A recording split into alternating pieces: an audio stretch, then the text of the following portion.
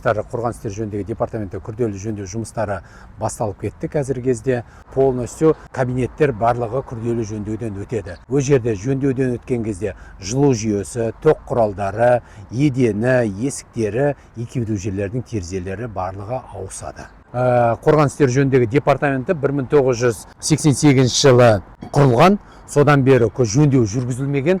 Төбесіне шатырларын өзгертті, үстіге жұмыслар кірісіп кетті. Қазіргі кезде міне шамалы көтеріңкіреп, одан кейін сыртын дұрыстауға міне изовер, қом дайындап қойды. Мінжерлердің толықтай бұл жері өзгеріледі мінжерлері.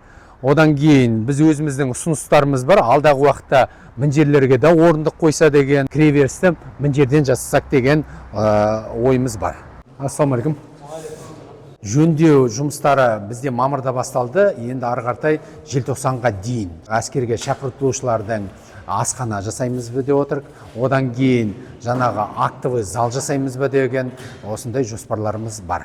Бұл бізге қолайлы болады. Балалар келген жерден, өздері осы жерден тамақтанады, осы жерде болады, осы жерден әскерге кететін болады. Қорғаныс істері жөніндегі департамент жөндеуге 50-дің үстінде адамдар жұмыс жасап жатыр. Ауа райының жаңбыр, суытуына байланысты бұл кісілердің де жұмыс тоқтаған жоқ. Қазіргі кезде өзіміздің жұмыстарымыз жоспар бойынша жүргізіліп жатыр.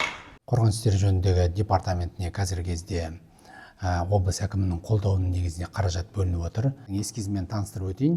Міне қазір ғимарат ертең жасалғаннан кейін қалай болатыны. Мына жаңағы кухня жағы дегеніміз міне, мына ғимараттың өзі, мына алдыңғы жағы қалай болады. Одан кейін міне алдыңғы жағынан көрінісі.